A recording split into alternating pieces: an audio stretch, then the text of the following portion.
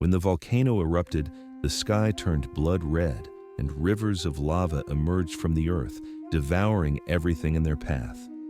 2.3 million years ago, in this blazing inferno, the story of a woman who saved her baby brother alone demonstrates the power of the will to survive. In the shadow of Mount Kaibo, where the earth trembled with ancient powers and the air shimmered with volcanic heat, lived the Natari tribe. It was a community of 50 souls who had made their home in the fertile valleys beneath the great mountain, never knowing that they lived on the edge of one of nature's most violent forces. Zara was 22 summers old, her skin bronzed by the African sun, and her hands calloused from gathering roots and crafting tools. She had spent her morning like any other, teaching her baby brother Django to walk among the acacia trees while their parents hunted with the other adults. At 8 months old, Django was the pride of the tribe, a healthy, laughing child who represented hope for their future. The day had started peacefully. Birds sang in the canopy above, and the usual morning mist hung lazily over the valley. Zara was showing Django how to identify edible berries when the first tremor shook the ground beneath their feet. She paused, frowning as pebbles danced on the earth around them. Just the mountain stretching, old Temba had always said when the ground shook. But this tremor felt different, deeper, angrier, like the heartbeat of something enormous awakening from a long sleep. The second tremor knocked Zara to her knees. Django wailed in terror as trees swayed violently around them, their ancient roots straining against the convulsing earth. In the distance, she could hear the panicked cries of the tribe as cooking fires scattered and huts began to collapse. But it was the sound that came next that turned her blood to ice, a deep rumbling roar that seemed to emerge from the very bowels of the earth. Mount Kaibo, their protective giant, was no longer sleeping. The eruption began with a crack-like thunder that split the morning air.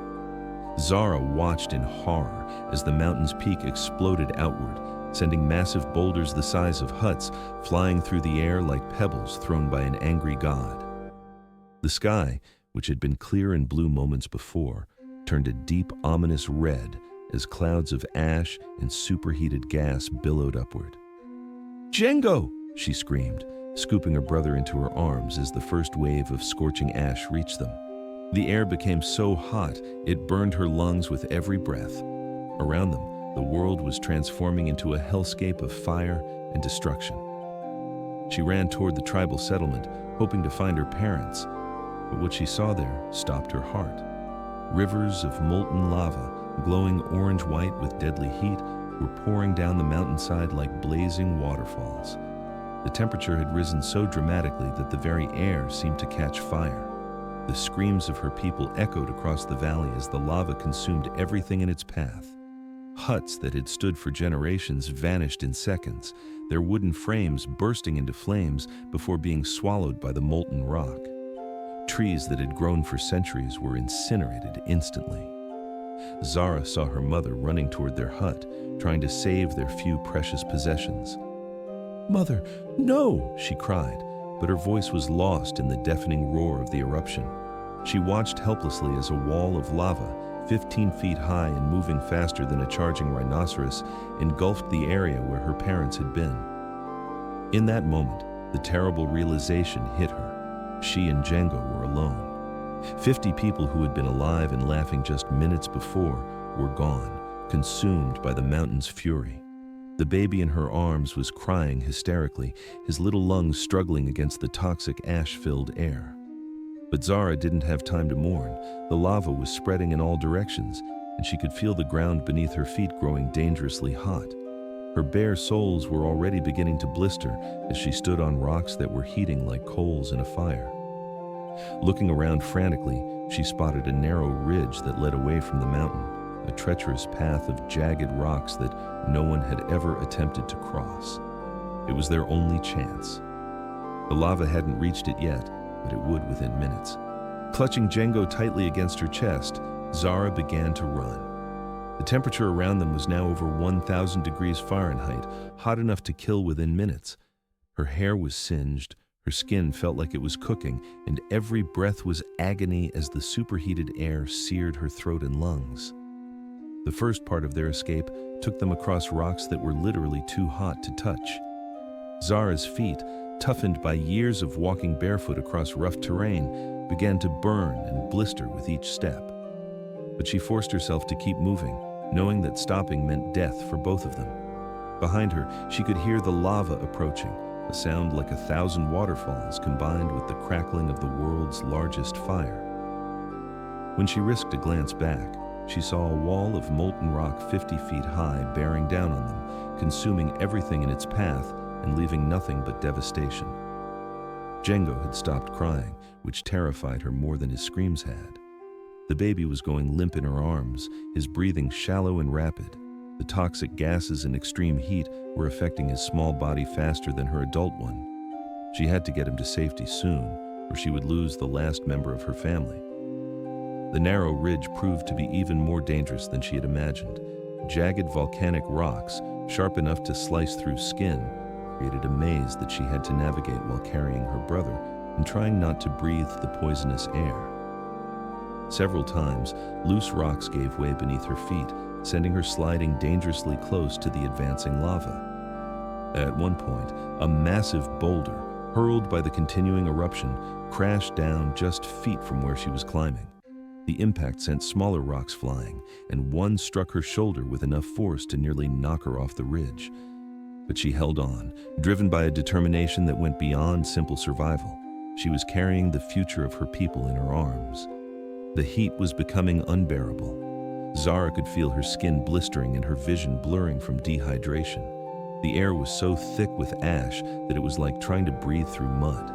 But she kept climbing, step by agonizing step, toward higher ground where the air might be cleaner and cooler. Hours passed, though they felt like years.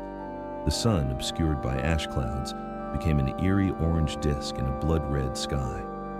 The landscape below them had transformed into an alien world of cooling lava flows and smoldering destruction.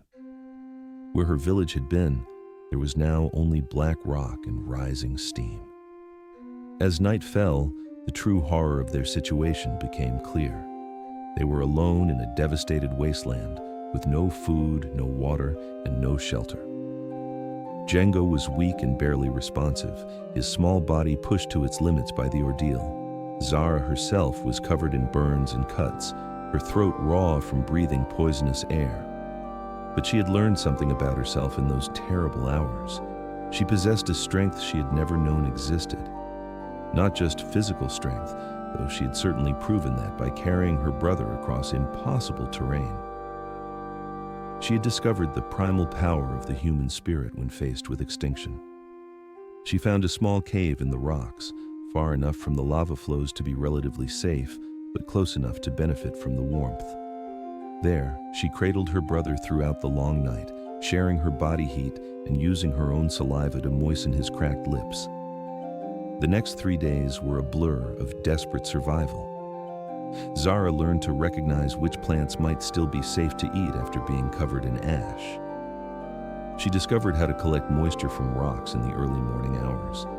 She figured out how to create crude tools from volcanic glass to help them navigate the treacherous terrain. Most importantly, she learned how to read the mountain's moods. The eruption continued for days, but she began to understand the patterns, when the explosions would be strongest, which way the wind would blow the deadly gases, where the new lava flows were likely to emerge. On the 4th day, as she sat watching Django take his first tentative steps since their escape, she saw figures in the distance.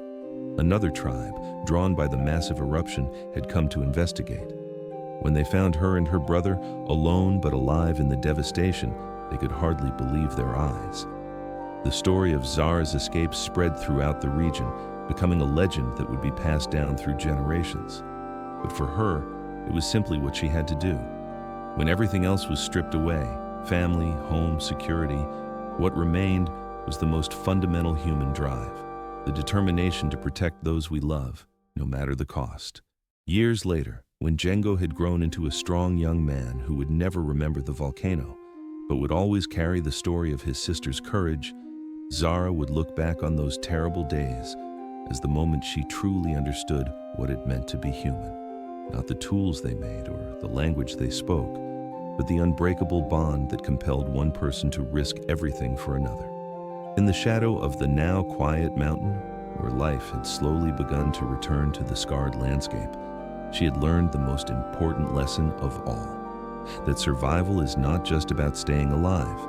It's about choosing what is worth living for and being willing to fight for it with everything you have.